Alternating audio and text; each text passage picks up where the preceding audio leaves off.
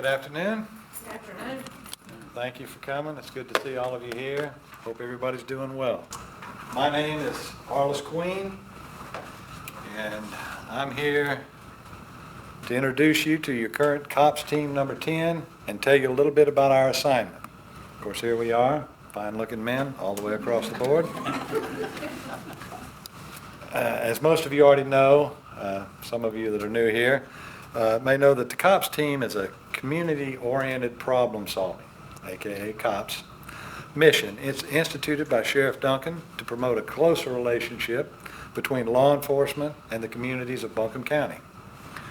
At the outset of our participation in this program, Captain Sweezy, where'd you go, Captain? There you are, Captain Sweezy and Sergeant Mike Murphy, our program directors, gave us an overview of what problems we would be facing and several avenues for us to follow in order to be an effective team. Of course, it was left up to us as a group to decide what course of action would be best for us to follow. The community problem, each team is assigned a community problem. The community problem we were assigned, and here it is, we call it an ill-structured problem. The C.O.P.S team has been assigned to the Swannanoa area due to problems brought to the Sheriff's Office regarding ongoing criminal activity that includes residential, business break-ins, and drug activity. Our assignment will be to address these issues with the community by gathering information through public meetings, private contact with citizens if they desire, as well as contacting other agencies for their input and assistance. We will also be addressing any other issues brought up by the community in addition to our initial assignment. As you can see, B&Es and drug issues are at the forefront of the problem. When we met for the first time as a team, we began to formulate a plan of action as to how best to tackle these problems. Firstly, we had at our disposal a little pamphlet that Deputy Matt Plachey, who is currently in the patrol division working the Swannanoa area, that provided us not only names, persons of interest that might be involved, but mugshots, addresses, and everything else. So this was very valuable to us right at the start. So that enabled us to target specific areas that we might want to focus on. Secondly, we decided to contact Brooke Hazlitt, the communication director here for Buncombe County, in order to get a look at the call history of the area to see if any areas had a higher rate of service than others. Thirdly, we contacted Pat Freeman at City County Identification to obtain a list of active warrants so that we could spend some of our time in an attempt to try to serve these open warrants. Lastly, we attended a community meeting at the Bee Tree Fire Station, and I would like to thank Chief Anthony Penland right now for his efforts in not only securing the room for us, but also arranging the chairs, setting everything up that we needed. So that was a very big help for us right there. The meeting started at 7 o'clock. There were 36 community members in this meeting, which I thought was a very good turnout for something like this, especially on a Wednesday night when a lot of people have church and other things that they like to go to. Sheriff Duncan gave a short talk about our team and about the objectives that we would be focusing on. He then opened the door to questions, if anybody in the audience would like to ask a question. Several people voiced their concerns and expressed a strong desire for change in their neighborhoods. They also expressed a desire to form their own community watch groups. It was at this point that Corporal Robin Michaelup, the head of our crime prevention unit, gave a short talk on setting up community watch groups and told anyone that was interested in forming one to call her, and she would be glad to help and get it up and running. And I think as of now, you have two groups scheduled. I think it's Beacon Village and Grovemont on the 19th of September to get their groups going. So we feel pretty good about that. That's a good deal there. After the meeting concluded, several community members stayed over and talked to all of us, talked to Sheriff Duncan and all of us here, and gave us their own personal concerns of what was going on. And as they did, of course, we kept notes and everything. And these were the areas of concern that they gave us here. We had Buckeye Cove, Grovemont, Marion Avenue, Wilson Avenue, the Rockdale Trailer Park, Monk Court, Edwards Avenue, Lower Beacon Village, Bee Tree, Summer Haven, and Long Branch. That's a long list, isn't it? That's something. But, you know, coincidentally, several of these areas were mentioned in Deputy Plachey's list that he gave us. So that helped us even narrow it down even further.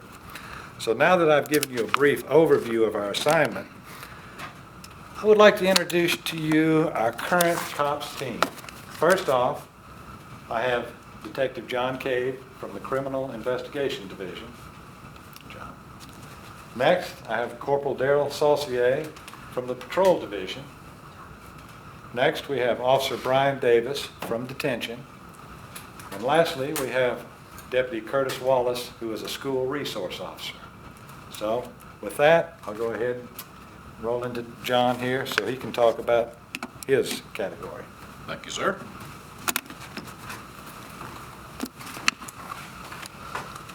Well, good afternoon. How's everybody? Good.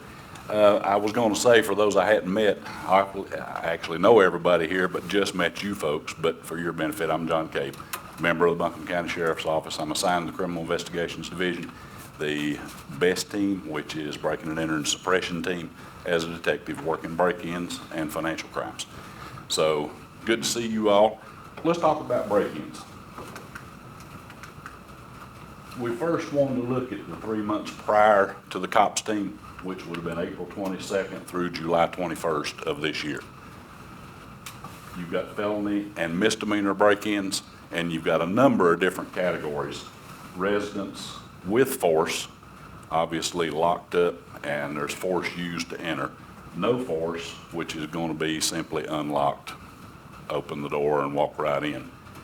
Businesses, which you all are familiar with, sadly enough, with force, and then without force. That seldom ever happens. Most of the time businesses are secured. Other with force and without force, other's going to be outbuilding, storage shed, something like that. Not a residence, not a business, but a building that is secured that gets broken into. And then motor vehicles. You've got motor vehicles with force and without force. So looking at these categories on the felony side, and we're looking at a 3-month period immediately before we came together. Residences with force, we had 6. Without force, we had 5. Businesses with force, we had 8. Sadly enough, that's the highest category right there among residences and businesses. Without force, we didn't have any. And that's the reason I say they're locked up. Somebody's going to have to break into those. Others, we had 2 with force and 3 without force. Motor vehicles, we just had 1 with force. Look at that next number. We had 13 no force. That's going to be vehicles that are in the driveway or in a parking lot and they're left unlocked and somebody just opens the door and helps themselves. So that's the highest number among all those categories too. The sheriff said yesterday at lunch that motor vehicle break-ins were beginning to take a forefront, and that proves that out in Swannanoa. So for the 3 month, we had a total felony case number of 38. 24 of those are still open for further investigation. Detectives have them and are still working on them. There was 1 closed by arrest. Don't have any closed cleared, which is another category. It could be unfounded, where actually there was not a crime committed at all. The investigation proves out there wasn't a crime, or the victim is unwilling to cooperate with law enforcement. There's several of those categories, but there's none of those in that category during that 3 months. And then there's 13 leads exhausted, and that simply means that a detective, an officer, has pursued everything he can pursue and cannot come to a suspect or enough probable cause to make a charge. So that's how it breaks down on the felony side. Misdemeanors, you've got the same categories, but many less cases. Residences with force 2, and that's simply going to be where a break-in has occurred at a residence. They've gotten scared off. Something has happened. They didn't take anything. So if they break in, but they don't commit that larceny once they're inside, then it's a misdemeanor versus a felony.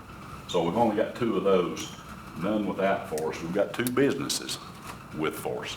And that's a little puzzling, because if somebody's going to break into a business, then they're gonna take something. So they must have gotten scared off at some point and didn't get anything. The rest of those categories are 0, so you've only got 4 cases on the misdemeanor side during that 3-month period. And 1 of those is still open for further investigation. 3 were closed, leads exhausted. Nothing else to follow for a detective to result in an arrest.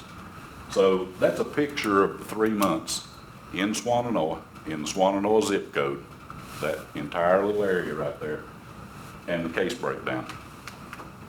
Now let's look at the period of time that we've been in play out there in the area. That's gonna be July 22nd to August 14th, which yesterday. On the felony side, residents with force, we only had 1 during that 3.5, almost 4-week period. No force, we had 2. That's a little more again, is unlocked. Businesses with force, we only had 1. Nothing down the rest of them until you get the motor vehicle, no force. There was 3 of those. And again, that's the highest thing. It's only 1 higher than the residents no force, but it's still the highest thing. So total cases during that 4-week period was 7. There's 6 of those obviously still open for further investigation. They're pretty new. 1 closed, leads exhausted. On the misdemeanor side, we didn't have any. There weren't any of these misdemeanor crimes that took place in the last 4 weeks. So 3-month period, 4-week period, let's look at how they compare. On the felony side, the residents with force, there were 6 over the 3 months, 1 during these 4 weeks. So doing the math and multiplying that out to make apples apples, we're looking at a 45% reduction in those since we've been in Swannanoa and active out there. Residents no force, that went up a little bit, 28%, but we're talking about 0.8 and 0.9, something like that, because it's a very small number of break-ins. Businesses with force, we're going down 58% on that since our activity in Swannanoa. There was no change in businesses with no force. Other, we didn't have any, and motor vehicles with force, we didn't have any, so we're down 100% on those. And then motor vehicles no force, we're down 21%. 13 during the 3 months, 3 during the past 4 weeks. So overall, 38 cases during the 3 months, 7 during these 4 weeks, we're down 37% during the time we're out there in that community. On the misdemeanor side, everything is either the same or down 100% because we didn't have any misdemeanor cases during these 4 weeks. So, and these percentages are calculated using the monthly average of the 3 months to a 3.5 week C.O.P.S team period. That's basically the active time that we had out there.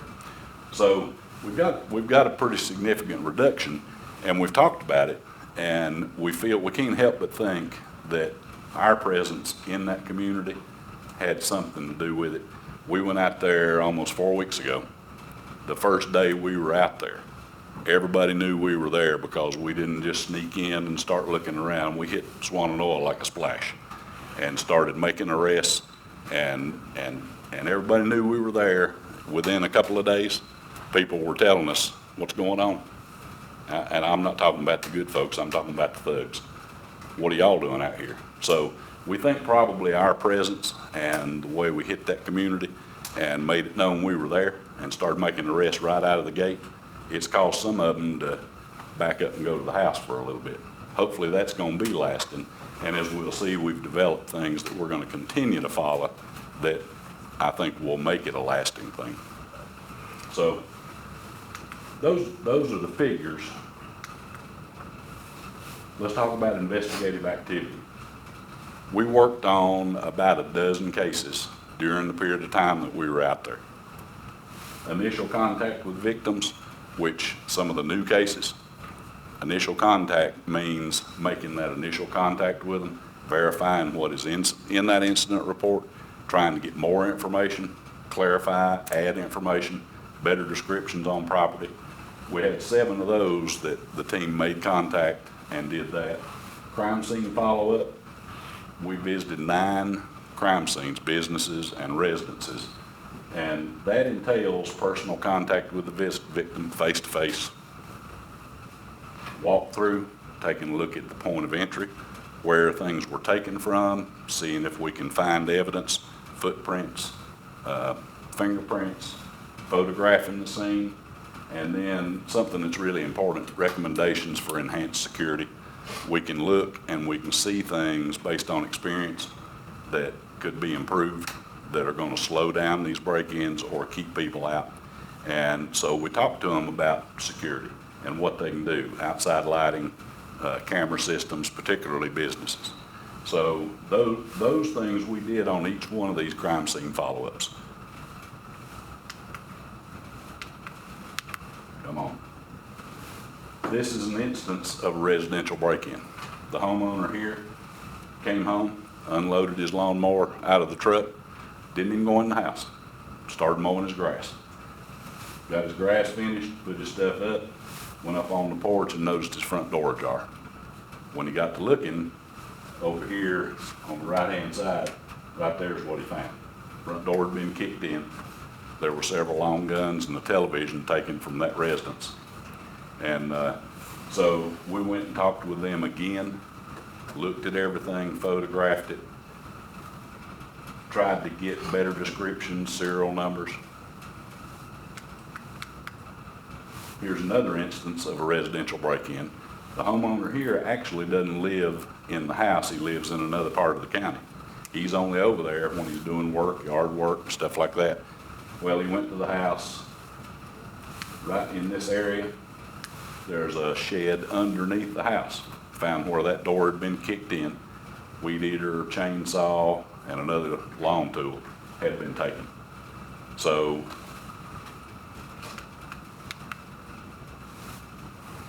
you familiar with that place? Seen that. That's the Ace Hardware out on 70 that these folks manage. To the left right here is the, I guess you'd call it the garden center, the outdoor. Right. And what they did, suspects came to the backside, right here where the chain link is fastened to the poles, cut that, pulled that right up, came right in through here, went up here, took several lawnmowers and a power washer, and went right back out the same way. Well, we've got video from that store, and we're working to identify who it is on that video. And so that may prove profitable for us. They have since secured that up some, but that's the reason these folks are here. We asked them to come because not only are they victims in a business, they helped us with a community project out there, which we'll get to in a little bit. So we're glad to have you guys. Thank you. Here's another instance of a business break-in. This is AAA Self-Storage on Franklin Road out in Swannanoa. Coming down the roadway by the business right here, there's a back gate.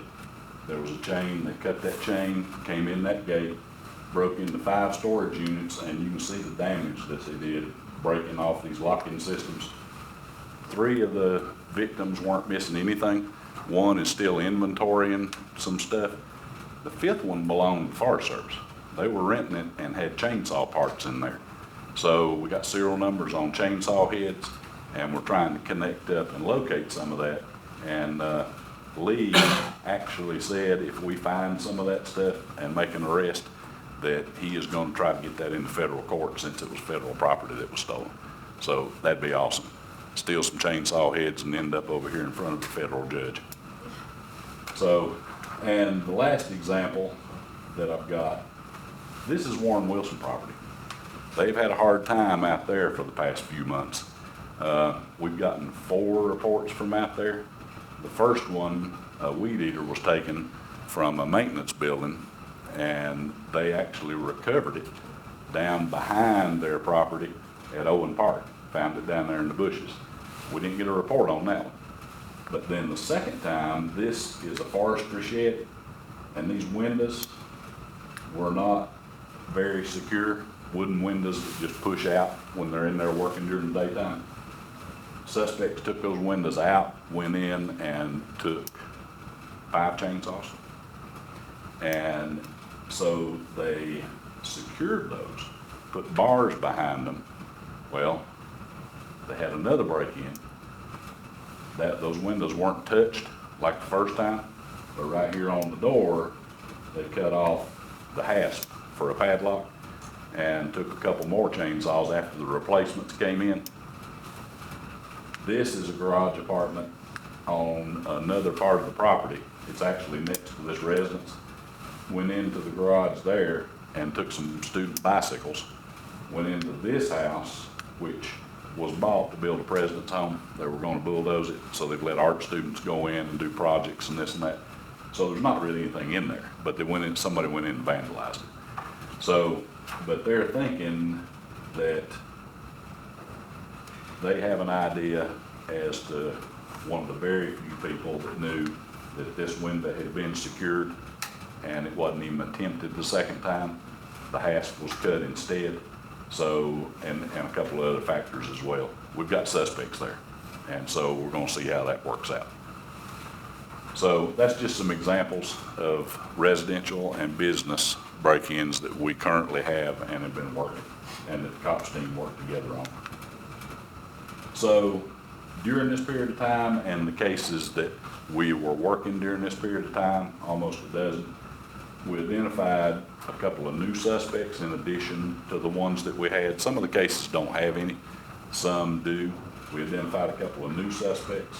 We located 4 suspects that we had their names but did not know where they were. We did locate them, did 1 suspect interview, and along with that, did 3 intel interviews that were specifically targeted toward break-ins, along with numerous interviews during the enforcement activity that were targeted toward everything we were working, break-ins, drug activity, anything else that's going on in the community out there. Had 1 arrest and a little over $1,000 worth of property recovered, and we'll credit that to C.O.P.S. For those you folks that don't know, that's the Sheriff's Community Enforcement Team. That's a team of officers headed up by a lieutenant and a sergeant that goes specific places and work on specific projects, similar to us, but more enforcement geared. And they are in the community and take on things. And they were actually doing an operation on Monk Court, came upon some chainsaws, and one of them came back stolen to Warren Wilson. So the person that was in possession of that saw was arrested on the spot. And we're working back from that person to where it came from and see if that connects back to the suspects we've got on in that break-in. So, and it looks like that we're going to be able to close about 8 cases as a result of these activities. So, any question about break-ins, the things that I've talked about? Okay, good deal. Appreciate y'all being here, having patience with all of us. And we'll move on to the enforcement section. Corporal Saucier. Good afternoon. For those of you who don't know me, my name is Darryl Saucier, and I'm a field training officer that works within the patrol division here at the Sheriff's Office. And I'm going to be speaking to you about the enforcement actions that were involved with the C.O.P.S team. When we're talking about the type of tactics that we use, the areas that we concentrated on, assistance from other divisions or officers, as well as the results of those. So the first thing I'm going to speak to you about is conspicuous patrol. The 2 tactics we use there is called roving patrol and static patrol. I'll explain a little bit more of those in just a minute, but what those do, they allow officers to be seen in a community as well as make contact with folks in the community.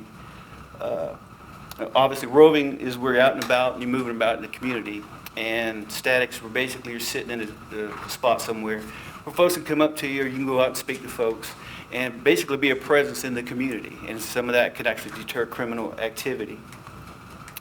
The next thing I'm going to talk about that we used was a directed patrol, and what that is most commonly known as a license check. And what that does, it allows officers to gather information while checking for motor vehicle infraction and things of that nature. And of course, as Detective Cabe's already mentioned, with the use of the C.O.P.S team, which he says is the Sheriff's Community Enforcement Team, as well as the other officers that were working in that Swannanoa area. All right, these are the areas of concentration that we from that previous list that you saw, based upon all the information we were given, all these tactics that we used, we decided to concentrate here. The first two, Grovemont and Beatree Road, are positioned off of Old US 70. And basically, we kind of got the same results off of those. As far as enforcement goes, we did find some infractions. We got some minor drug citations issued off of those two, as well as some arrests for driving while impaired and things of those nature. Beacon Village, we had numerous community complaints about that, especially in our first community meeting about that area in regards to a couple of homes. So that's why we targeted that spot. Edwards Avenue, which is off of Whitson Avenue, there were some complaints about that, and we actually went out and did roving patrol and static patrols, and we're not able to really find anything that justified what the community was saying at the meeting. But what we did do is a directed patrol there, started checking licenses at a certain particular time that was supposed to be going on, and we did find a lot of information that validated what the community was saying. And then, of course, the last one down there, Monk Court, we did some roving patrols, tried to do some warrant service out there. As far as the C.O.P.S team went, that was we were not very successful at that, but the continued efforts of the C.O.P.S team did validate community concern about drug activity over there, and it did produce arrests that were related to drug activity. This next slide that you see here is our persons of interest. Now, at the beginning of the C.O.P.S team, when we formed together, we were given that list by Officer Clouchet that had some names on there. Well, the more contact we had with the community, the larger that list got. And we wound up having, I think, a total of 27 names on that list. And out of those 27 names, we were able to make contact and arrest 10 of those persons of interest, some of them more than once. We also were able to make contact with 3 folks that were on that list and locate them, make contact, and find out, where they're staying, and hopefully gather some more information on those folks. All right, this is the traffic slide, and what I want to give you here are the results. From July 1st through July 21st is 3 weeks prior to we were out there, and that's the amount of time we were actually able to spend out in the field. Prior to our being out there those 3 weeks, 3 citations were issued. Now, from July 22nd to August 8th, when we were actually out in the field, there were 24 citations issued. And I like that number at the bottom. That's an increase of 800%. All right. During that same time span, the first 3 weeks we were not there, July 1st through the 21st, there were 15 arrests in the Swannanoa area. From the 22nd through the 8th, the time we were there were actually 33 arrests during that time span. So folks knew we were out there. Of course, you can see that the increase there of arrests were 110%.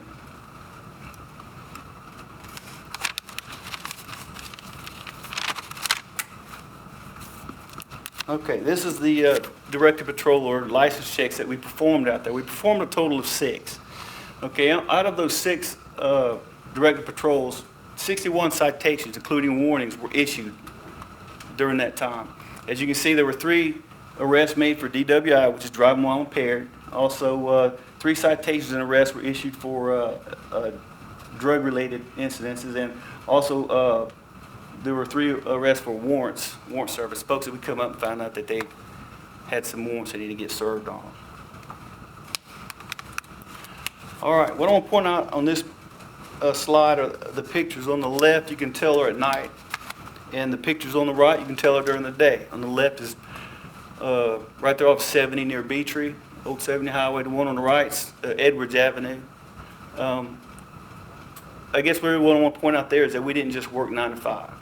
We were out there all times, all hours of the day to get this mission accomplished. And last, what I would like to do is point this out. The Sheriff's Community Enforcement Team were a great help to us out there in the community. We'd like to thank them for including the C.O.P.S team in the operations and briefing. And I'm going to read off to you some of the results of that. We had 6 charges for who were drug related. One of them happened to be a felony charge. There was 1 charge for an arrest for resist. There was an arrest made for possession of stolen property, which happened to be 3 chainsaws. 1 fugitive warrant was was served from somebody out of a neighbor county over there. There was also one taser deployment and one civil paper, which is a 50B, which is a domestic violence protection order. Does anybody have any questions? Was that taser performing off the gentleman that made all the methamphetamine that, Yes, sir, it sure was. okay, I'm familiar, yeah. All right, well, at this time, I would like to turn the podium over to Brian Davis, who's out of our detention division. Good afternoon, everybody. My name is Brian Davis. I'm with the Detention Center. I'd like to speak with you a little bit on the drug activity in Swannanoa. A key concern brought up in the community meeting with a lot of drug activity that happened in several areas, all of which were a place of interest, was Edwards Avenue. There was a couple at the community meeting that said they believe there were drug deals happening constantly on Edwards Avenue. The couple stated that they have lived there for several years and have noticed recently that there was a lot of vehicle traffic moving on Edwards, especially for being on a dead-end street. The couple had even composed a list of vehicle descriptions with license tag numbers, which had given us the opportunity to verify these addresses on vehicles and confirm if they actually lived on Edwards Avenue. As Corporal Associé said earlier, we had made several trips down the avenue, and we had a hard time seeing much of the activity that was described in the community meeting. We had an individual stop us and share a lot of information about the drug activity on Edwards Avenue, which confirmed what the couple had brought up at the meeting. During our encounter with this individual, we learned of a particular address and a description of the people who were believed to be the cause of the drug involvement on Edwards. We were also informed of another particular days in which had the most activity. In response to this, we as a team decided to set up a directed patrol, as seen in the picture here, near Edwards Avenue.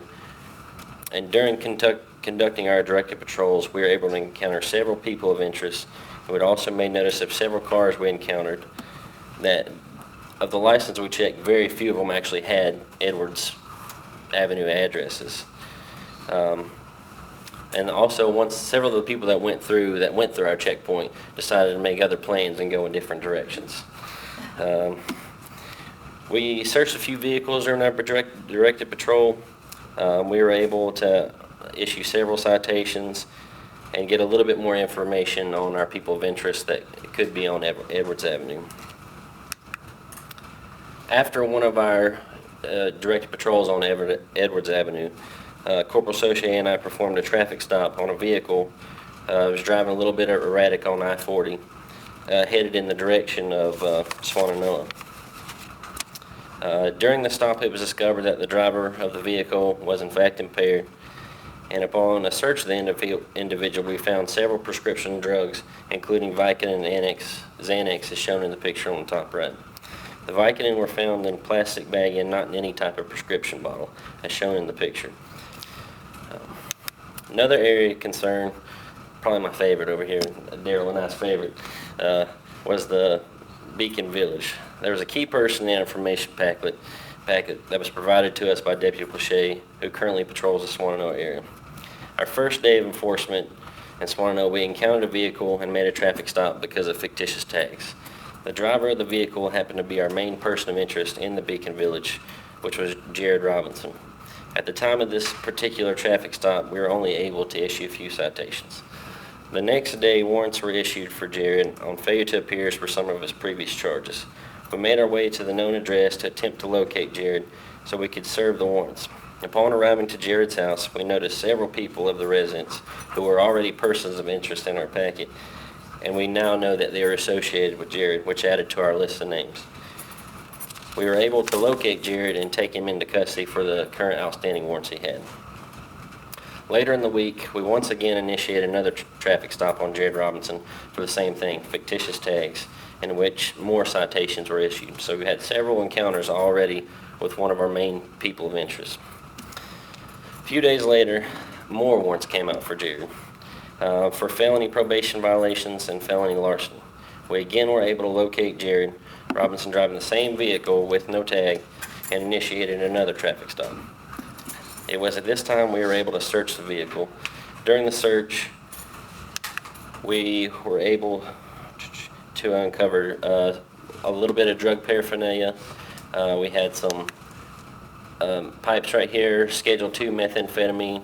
And if you look on the lower right, there's a methamphetamine test right there. It turns blue if it's positive. There are also several power tools in the back of his truck, which we hope would be related to our breaking and enterings in the Swannanoa area.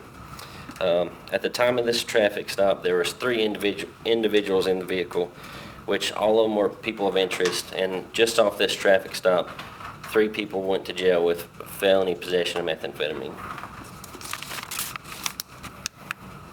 After Jared Robinson was placed in jail for the second time during our C.O.P.S team involvement, we had several members of the Beacon Village community stop us through our patrols and express their appreciation for placing him in jail and eliminating a lot of the drug activity in Beacon Village.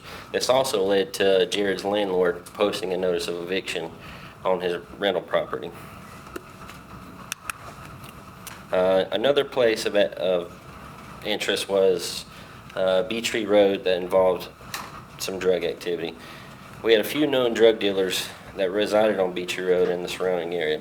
We set up another directed patrol on Beatree Road, which produced several warning tickets and citations, which included drug paraphernalia and impaired driving. One of our last places, of interest was Monk Court, which was touched on a little bit earlier, and also where we had the taser deployment. It was at this time we were able to work with the SCAT team, which led to the arrest of another person of interest, which would be Robert Carter. We arrived shortly after the SCAT team had detained Robert Carter for possession of methamphetamine that was found in a search of his vehicle. Top right, you see the container with methamphetamine. Bottom right, you see the SCAT team searching his vehicle. The residence where all this happened was also a known hangout for several of our people of interest. It involved drug activity and breaking and entering. During this time was also an arrest of another person of interest who happened to be located in the house for child support, I believe, Daniel Thompson.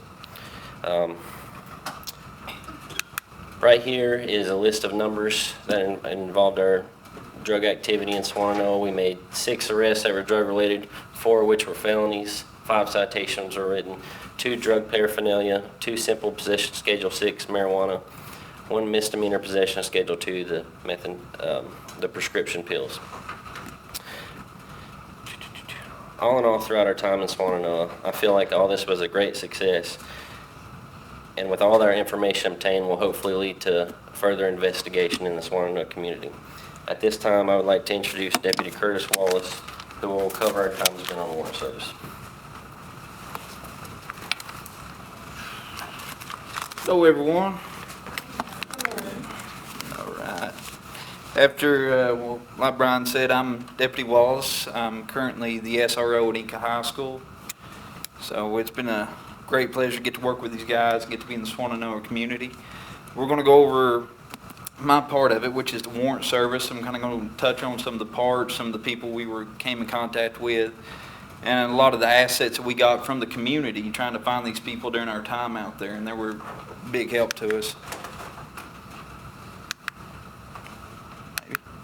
The C.O.P.S team made contact with Pat Freeman, the Director of City Council ID Bureau, to obtain a list of outstanding warrants in the Swannanoa area.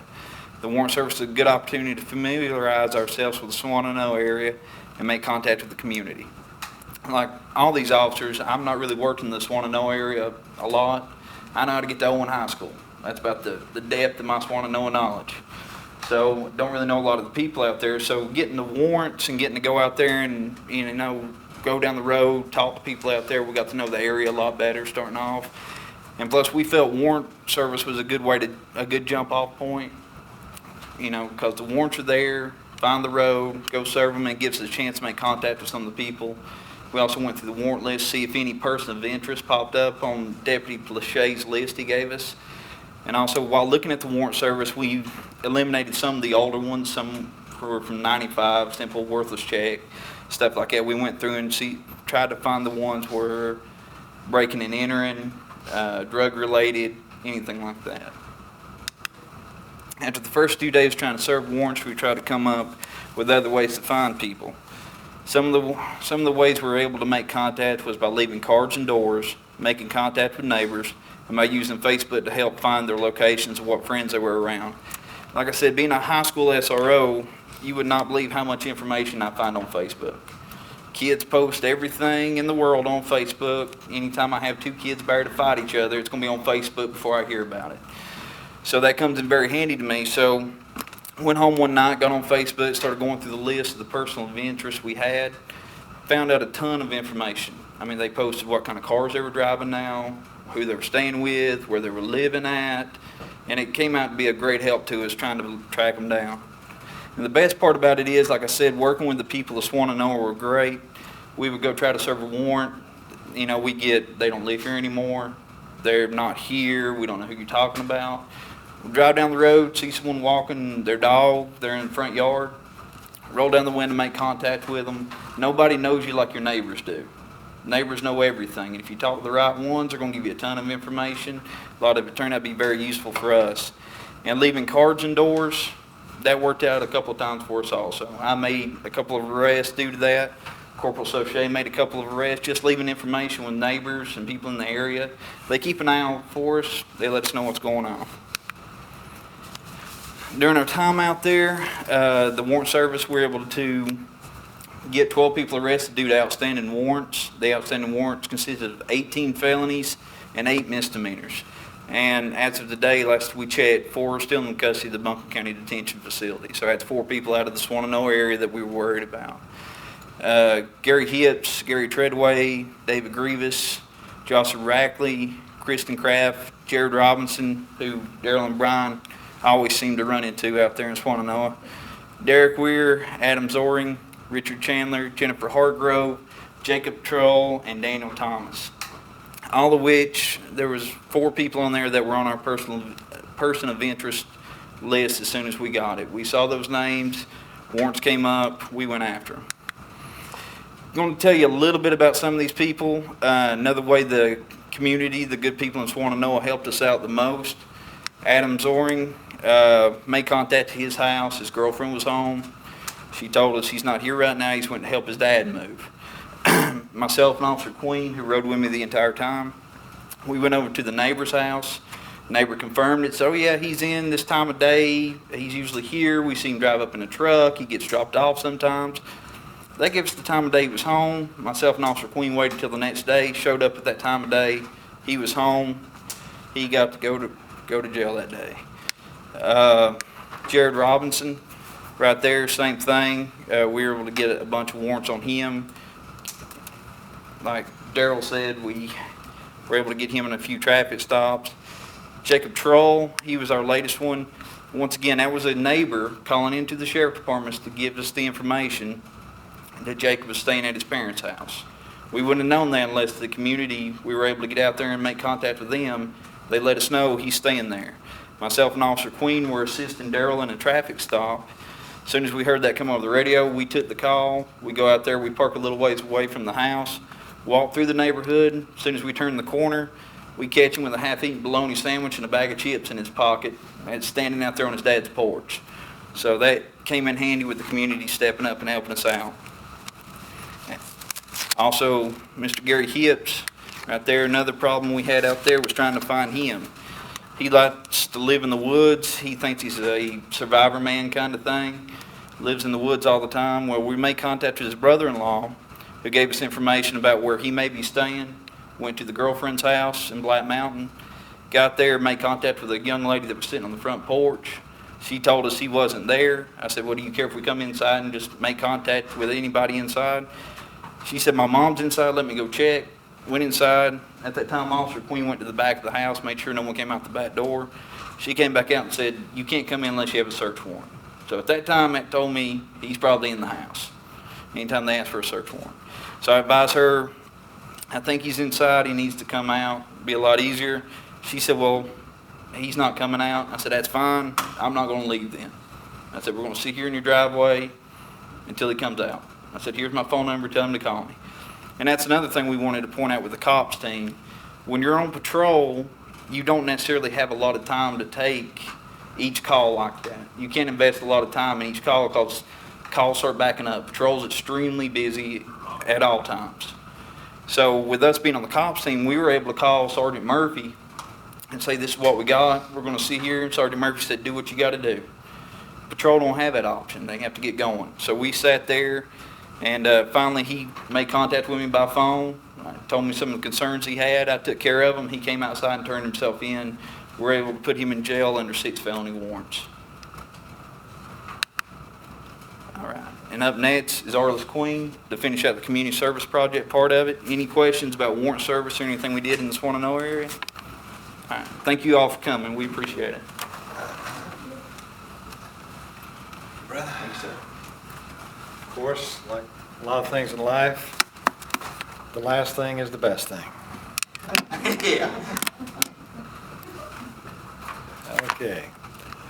First off, I'd like to say, when we put our team together, we decided that probably one thing we could do in order to establish a good working relationship with the Swannanoa community would be to attend some community functions and possibly do some community cleanup projects, which coincidentally, once again, they'd been mentioned at the community meeting.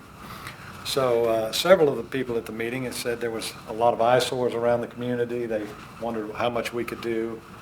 Could we paint this over? Could we get rid of this stuff like that? So we checked around when we were doing our early patrols, and we ran across this right here. And we said, well, this will make a good project here. This is the Beacon Bridge. As you can see, it's covered with a lot of graffiti, some obscene language, and some obscene pictures and things such as that. So we felt this would be a good starting point for us. And as we were discussing it, we tried to figure out what we could do to get workers to help clean up. Maybe, obviously, we're going to need some paint and things such as that. So we contacted Sergeant Bill Buckner at the Buncombe County Detention Facility to see if we could get some workers to come out, clean this up. Also, maybe supply us with some paint rollers and things such as that, which they graciously did. We also contacted Mr. Richard Madden here at Ace Hardware, talked to him, and he said he would more than be willing to donate us some paint to help cover this up. So Richard, could you come up here for just a minute, please? Real quick, I don't want to embarrass you, but I would like you to have you up here so we can. He donated his paint and his time to help us with this here. We've made up this nice little plaque here for everybody to see of appreciation for him. We appreciate everything you've done, and we just wanted to give you this plaque here. So thank you for coming. We sure appreciate it. As we can go through the slides, these guys did a heck of a good job right here. As you can see, this is not an easy area to work in. Okay, right here, as you can see, this is the finished product here. It looks really nice. It's been all cleaned up. And as of the last time we were by this area, it is still in this kind of shape, so hopefully it'll stay like that for a little while. Another project that was mentioned was there was a lot of areas in Swannanoa, especially around intersections, stop signs, things like that, that were grown up. Now, the problem with that is, of course, everybody knows this year, we've had an awful lot of rain. So it's kind of hard for the road crews to keep up and keep everything cut back. So we took our workers out here, and let me go ahead and say one thing here real quick. Steve Sams at County Maintenance, we contacted him earlier, and he had all the equipment. He said, anything I can supply you with to help you do this job, don't hesitate to call us. We'll have it ready for you. We called him the day before, went out there the next morning, he had everything ready for us. We just had to throw it in the car and take off. So, as you can see, the signs were growing up here.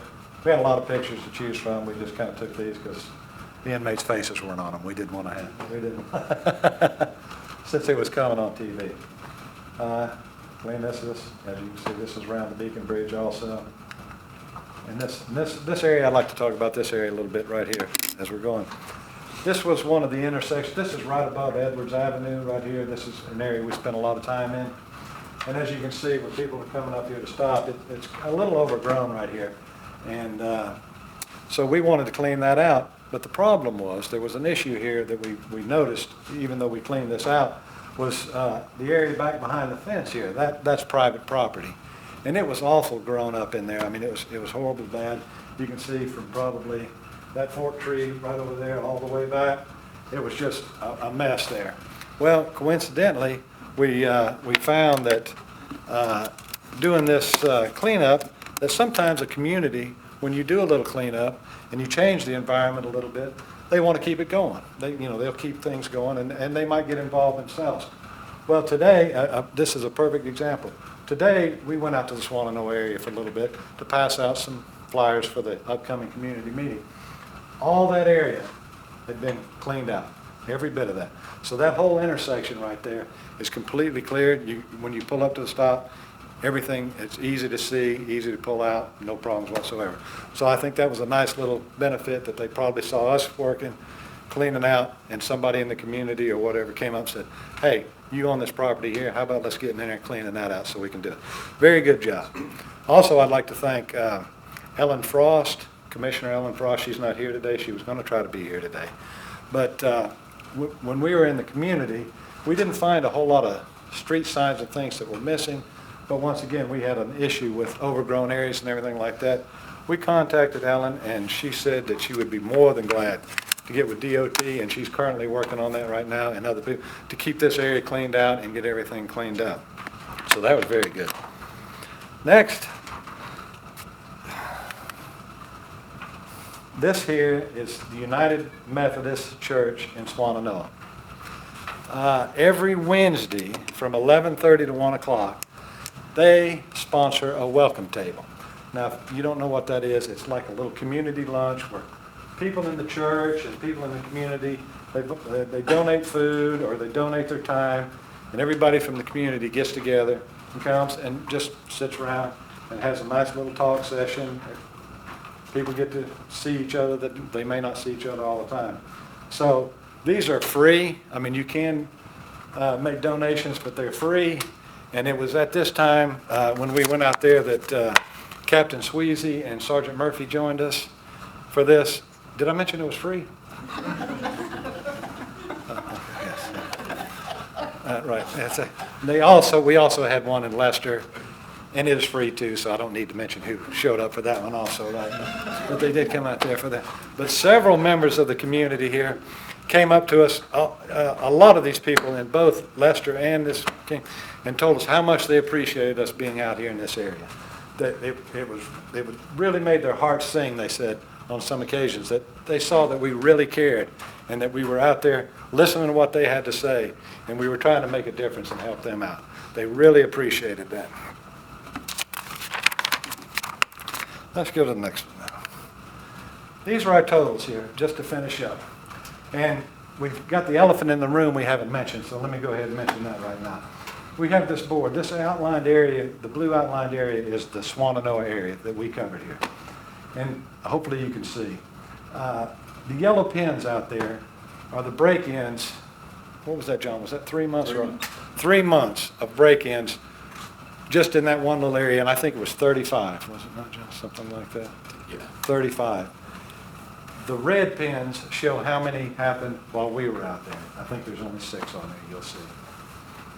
The orange pins are the community cleanup areas, and the white pins are DPs that we set up, our checkpoints we set up.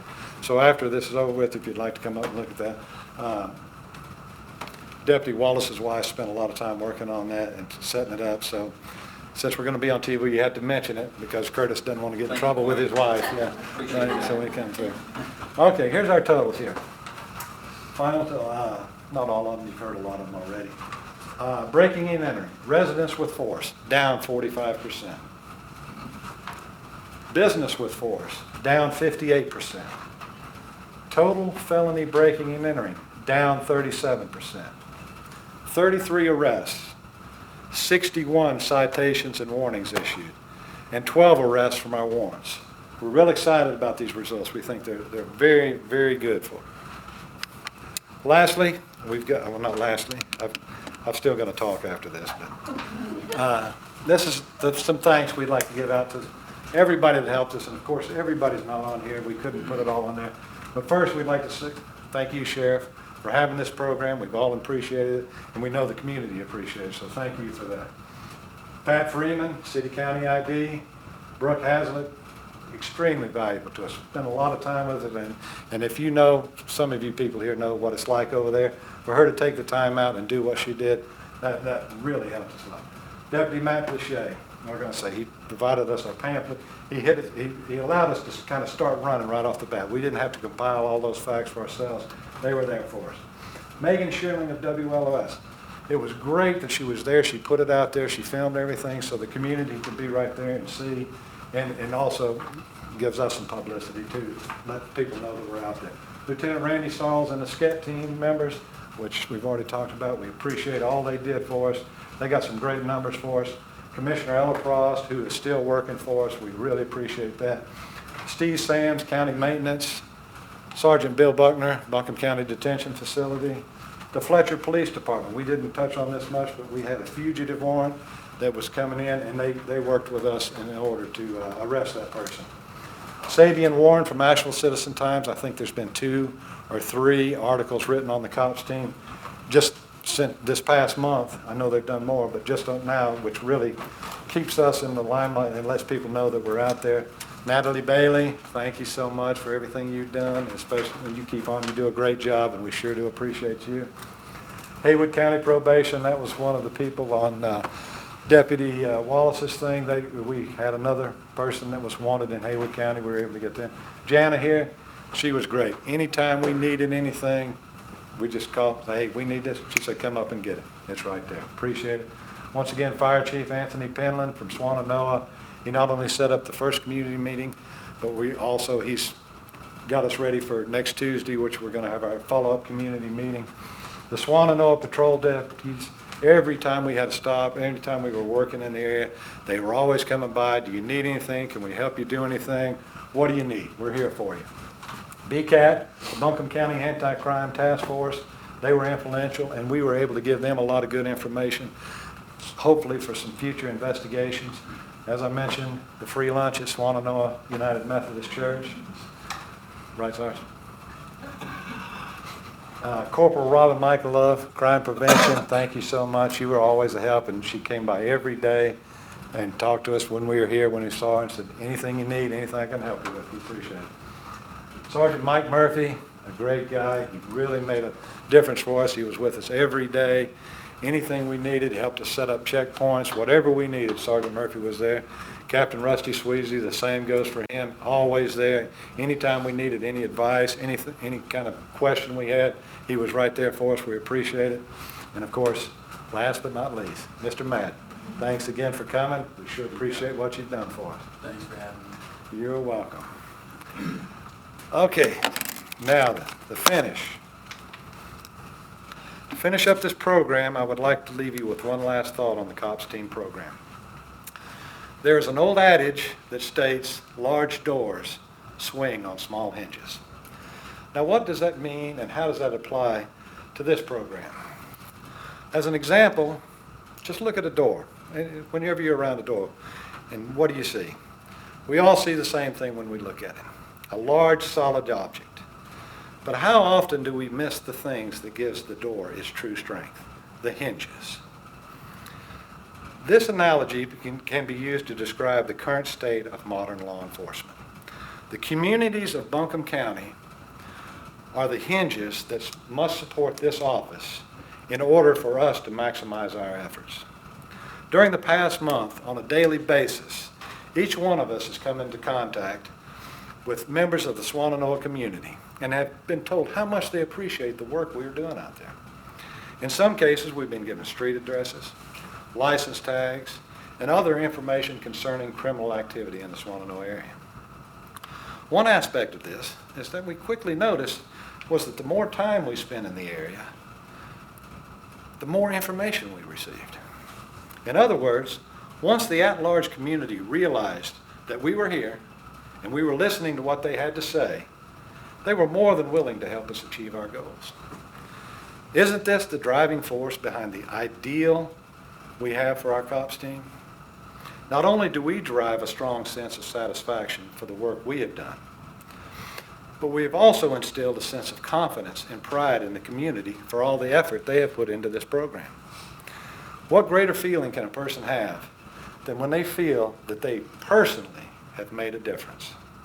Hopefully, and I believe they will continue to partner with the Sheriff's Office and continue to support our continuing efforts in the Swannanoa area. Thank you. You've been a great audience. We all appreciate you. I want to give one last thanks to everybody here at the Sheriff's Department that I have, at this main office here, that I haven't thanked. From day one, everybody has been totally supportive, helpful, friendly, made us feel like we're here at home, right here. Couldn't be better. Thank you all again.